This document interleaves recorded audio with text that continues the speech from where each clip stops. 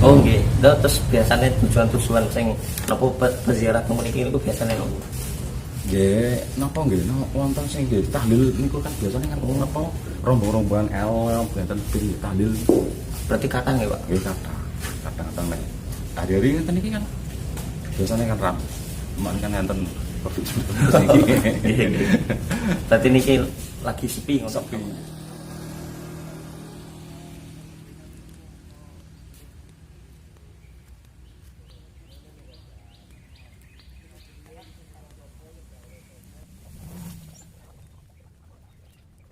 Assalamualaikum warahmatullahi wabarakatuh. Sahabat Al-Qalam, azani Allah wa yakum.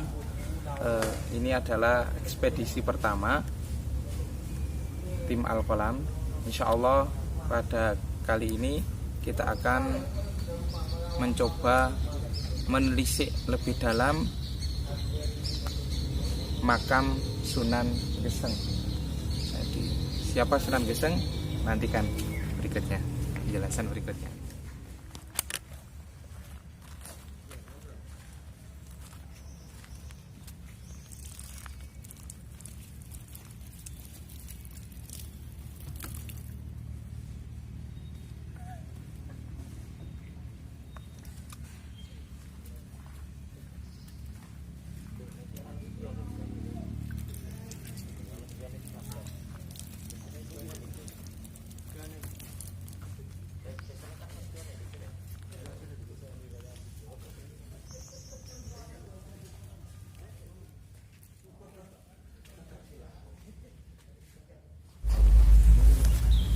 Sunan Geseng, beliau ini bernama Eyang Jakasutra. Berdasarkan literatur dari Babad Jala Sutra, bahwasanya beliau ini merupakan murid dari Sunan Kalijaga. Alkisah, beliau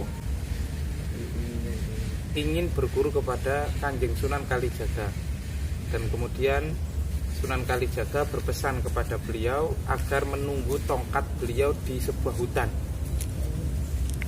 Kemudian Sunan Kalijaga bilang kepada beliau, tunggu tongkat ini sampai saya kembali, apapun yang terjadi jangan meninggalkan tongkat ini. Itulah pesan dari Kanjeng Sunan Kalijaga.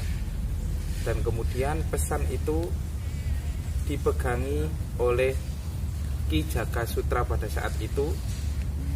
Kemudian terjadilah kebakaran, dan Ki Jakasutra tidak meninggalkan tongkat tersebut sampai kebakarannya selesai. Sebagaimana tadi pesannya, Kanjeng Sunan Kalijaga harus menunggu tongkat tersebut sampai beliau kembali.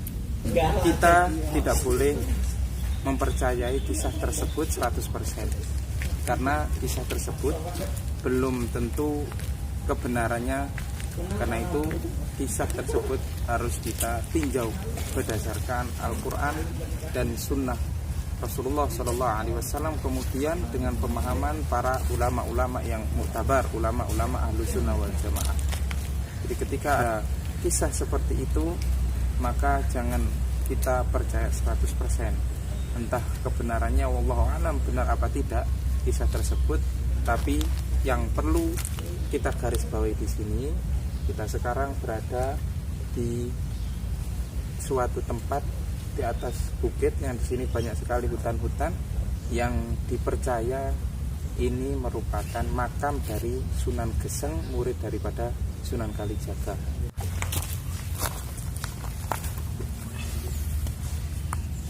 Ini adalah ekspedisi pertama yang dilakukan oleh kita tim Al-Qalam untuk menyibak misteri apa sih sebenarnya yang dilakukan oleh sebagian orang-orang yang tidak paham terhadap agama yang sahih ini. Sebagaimana yang kita lakukan dan yang kita amati tadi, banyak sekali di tempat ini ada beberapa tempat-tempat yang dianggap keramat, bahkan pohon pohon-pohon besar itu dianggap keramat. Kenapa kita tahu? Karena di situ terdapat banyak sekali dupa.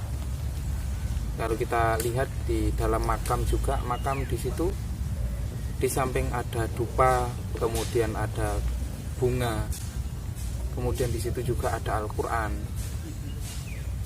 kemudian dikasih wewangian juga. Bahkan ya tadi kita lihat ada semacam mori, kain putih di dalam makam tersebut.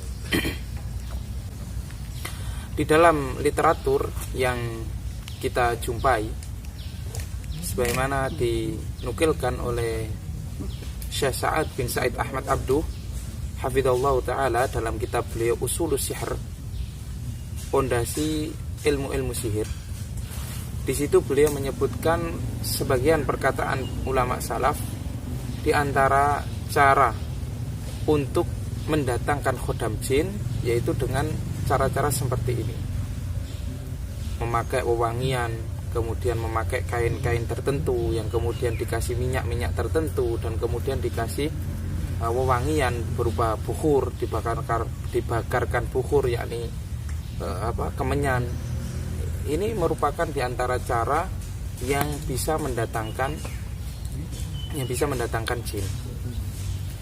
Oleh karena itu hal-hal semacam ini harus dihindari. Karena itu syariat kita, syariat Islam, akidah kita Ahlussunnah wal Jamaah, ketika orang datang ke kuburan, tujuannya hanya untuk mengingat kematian dan mendoakan ahlul kubur, bukan dengan melakukan ritual-ritual semacam tadi. Rasulullah SAW bersabda, "Zurul kubur fa innaha tudzakkirakumul akhirah." Berziarah kuburlah, karena dengan berziarah kubur itu dapat mengingatkan kalian kepada kematian.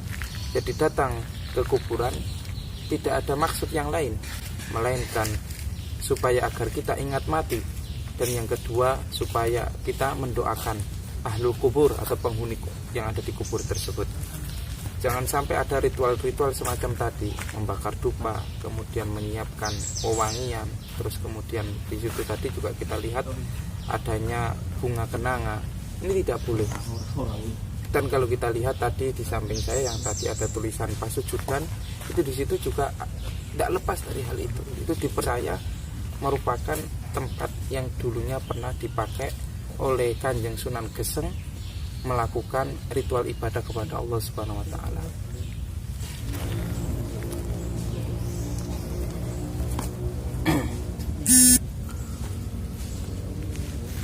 Di dalam syariat Islam, akidah Ahlussunnah wal Jamaah, tidak boleh kita memakai athar atau memakai bekas-bekas yang dipakai oleh orang-orang terdahulu, baik orang-orang saleh, bahkan para nabi sekalipun. Kalau dulu di zaman Rasulullah SAW, para sahabat bisa mengalap berkah, mengambil barokah dari bekas Rasulullah SAW. Misalkan bekas wudhu beliau itu bisa dipakai untuk mengalap berkah. Akan tetapi ketika Rasulullah SAW sekarang sudah meninggal, maka tidak bisa kita mengambil berkah dari hal tersebut. Contoh kasus seperti ini, tempat yang dipakai hanya tempat pasujudan atau tempat dipakai sujud oleh Kanjeng Sunan Geseng seperti ini, tidak bisa kita keramatkan di situ. Kemudian kita melakukan ritual ibadah di sana. Apalagi yang kita lihat tadi di situ tempat pasujudan tersebut ada kain mori yang melingkar, ada kain kafan yang melingkar di situ, kemudian ada dupa, dan kemudian ada kembang kenangannya. Ini merupakan ritual-ritual yang dapat mengarahkan seseorang kepada perbuatan kesyirikan yang dilarang oleh Allah Subhanahu wa taala. Oleh karena itu, saya kaum muslimin rahimani wa rahimakumullah, kuburan bukan dipergunakan untuk hal-hal tersebut, bukan dipergunakan untuk mendatangkan khodam, yang khodam tersebut kemudian dimintai agar mendatangkan rezeki, atau untuk memperlancar rezekinya, untuk kewibawaan, atau untuk hal yang lain. Tidak seperti itu. Tujuan kuburan yakni dengan kita mengingat bahwasanya kita semuanya nanti akan mati. Wallahu ta'ala alam. Subhanakallahumma wa bihamdika asyhadu an la ilaha illa anta astaghfiruka wa atubu ilaik. Wassalamualaikum warahmatullahi wabarakatuh. Nantikan ekspedisi kita berikutnya.